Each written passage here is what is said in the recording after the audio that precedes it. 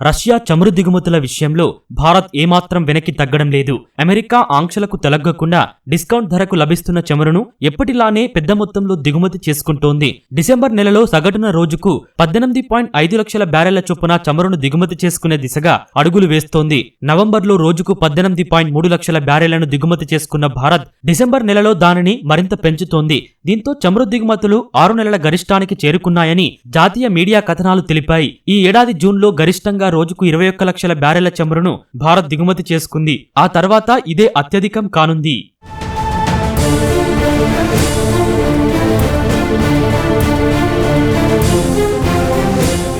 ఉక్రెయిన్తో యుద్ధం విషయంలో రష్యాపై ఒత్తిడి పెంచేందుకు చమురు ఉత్పత్తిదారులైన లూకోయిల్, రాస్నెఫ్ట్ సంస్థలపై అమెరికా ఆంక్షలు విధించింది.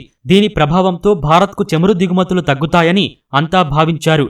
కానీ భారత్ మాత్రం చమురు కొనుగోళ్ల విషయంలో ఏమాత్రం వెనక్కి తగ్గడం లేదని గణాంకాలు చెబుతున్నాయి.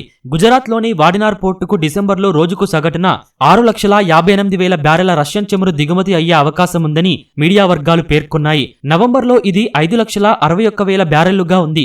ఈ ఏడాది సగటు 4,31,000 బ్యారెళ్లతో పోలిస్తే ఈ మొత్తం చాలా ఎక్కువ.